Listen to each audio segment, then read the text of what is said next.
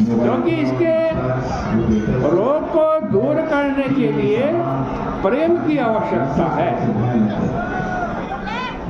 इसी प्रकार भगवान दीन पर अधिक प्रेम करते हैं, यह बात तो कही जाती है, उसका तात्पर्य यह नहीं है। इसलिए जो निषादराज स्वस्थ हैं उनकी भी मित्रता का भगवान समादर करते हैं। रामायण में कहा गया है कि 3 प्रकार के व्यक्ति होते हैं, 3 प्रकार के। एक तो सिद्ध, जो सिद्ध हो चुके हैं, दूसरे साधक, जो सिद्ध बनने के लिए साधना कर रहे हैं, और तीसरे मुझ जैसे, हमारे जैसे विषयी संसार में पड़े। तो निषादराज जो हैं वो सिद्ध श्रेणी के हैं।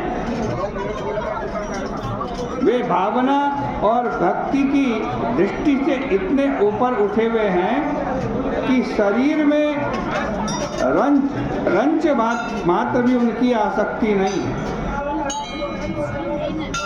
और इस बात का पता तब चलता है जब श्री भरत सेना सहित आ रहे हैं।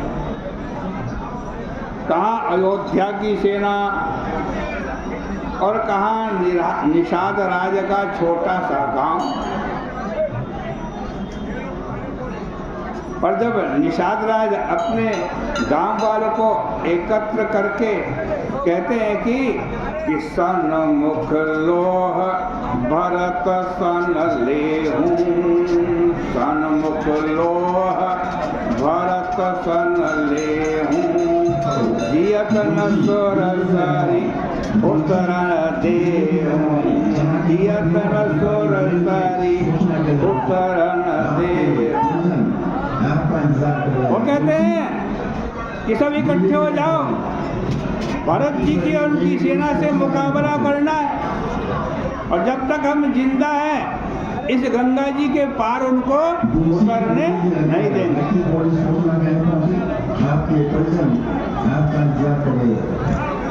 यहाँ लगता है मानो शरीर से सर्वथा ऊपर उठ चुके, अपने शरीर को वे भगवान श्री राम जी की सेवा में समर्पित कर देते हैं। अगर कोई पूछ दे कि क्या श्री भरत से लड़कर निषादराज जी आप जीत सकते हो क्या, तो निषादराज ने कहा कि पशु अगर मारा जाए तो उसके चमड़े से जूता बनता है। पशु मारा जाए तो उसके चमड़े से जूता बनता है, और जूता जिसके चरण में जाता है उसको कांटों से बचाता है। उसी प्रकार अगर हम मरकर भी प्रभु को कांटों से बचा सकें तो हमारी मृत्यु की सार्थकता है। यह वृत्ति देह से ऊपर उठकर विदेह की वृत्ति है। उनमें इतनी निष्कामता है कि भगवान से पाने की तो कोई आकांक्षा नहीं है, भगवान से कुछ भी नहीं पाना चाहते निषादराज। और भगवान श्री राघवेंद्र भी उन्हें मित्र के रूप में सम्मान देते हैं, तथा मित्रता के प्रति यह सम्मान राज्याभिषेक के पश्चात भी ज्यों का त्यों बना रहता है। भगवान श्री राघवेंद्र जब लंका से लौट करके जाते हैं, वापस जाते हैं, तो लौटते हुए प्रभु विमान से उतरकर अपने मित्र निषाद से मिलते हैं। भगवान श्री राघवेंद्र ने उनकी भावना, प्रेम तथा निष्कामता का सर्वदा सम्मान किया। भगवान श्री राम सुग्रीव को सकाम रूप से देखते हैं और सकाम सुग्रीव के सामने प्रभु सकामता को महत्व देते हैं। कभी कभी भगवान श्री राघवेंद्र से अगर कोई भक्त पूछ लेता है कि महाराज आप सुग्रीव जैसे व्यक्तियों को इतना सम्मान क्यों देते हो, तो भगवान कहते हैं कि भाई मैं तो अपने नियम का पालन करता हूँ। भगवान का क्या नियम है? नियम क्या है भगवान? तो प्रभु ने कहा भाई मेरा नियम तो ये है कि ये यथा माम प्रपद्यन्ते तांस तथैव भजाम्यहम्। जो मेरा जिस भाव से भजन करते हैं मैं उनका उसी भाव से भजन करता। लेकिन महाराज आप सम्मान क्यों देते हो?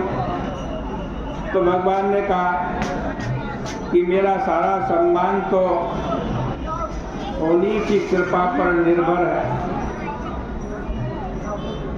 क्योंकि जो निष्काम भक्त हैं, निषाद राज्य से भक्त हैं, उनसे उनकी स्वयं की महिमा तो बहुत बढ़ती है। देखो निषाद राज कितने बढ़िया भक्त हैं, कितने निष्काम भक्त हैं, वो कुछ नहीं चाहते। भगवान कहते पर मेरी महिमा नहीं बढ़ती। निषाद राज्य से भक्तों से उन भक्तों की महिमा बढ़ती है, मेरी नहीं बढ़ती। मेरी महिमा तो सकाम भक्त ही अधिक बढ़ाते हैं। भगवान ने कहा निष्काम भक्त के विषय में लोग प्रशंसा करते हुए यही कहते हैं ये कितना निष्काम है, जो कि भगवान से कुछ नहीं चाहता। पर सकाम भक्त को देखकर लोग कहते हैं कि देखो देखो भगवान कितने उदार हैं, जो सकाम को भी चाहते हैं। तो भाई मेरी कीर्ति तो इन्हीं की कृपा पर बनी हुई है, इसलिए मैं इनको अधिक चाहता हूँ। पर इसका मुख्य तात्पर्य यह है कि जैसे प्रत्येक बालक की चाहना के अनुकूल ही माँ उससे व्यवहार करती है, उसी तरह भगवान भी सुग्रीव को मिठाई देते हैं। पर केवल सुग्रीव को मिठाई ही नहीं देते भगवान, आवश्यकता पड़ने पर कड़वी दवाई भी देते हैं। मार्ग में चलने का अभिप्राय केवल आगे चलना या जहाँ है वहीं रुक जाना नहीं, अपितु आगे बढ़ते रहना है। इसी प्रकार सुग्रीव को भी आगे बढ़ना, इसलिए भगवान सुग्रीव पर क्रोध भी करते हैं। यद्यपि श्री लक्ष्मण जी को भगवान डराने के लिए भेजते हैं सुग्रीव को, पर पहले भगवान श्री राघवेंद्र कहते हैं कि लक्ष्मण जिस बाण से मैंने बाली को मारा था, कल मूर्ख सुग्रीव का वध भी उसी बाण से कर दूंगा।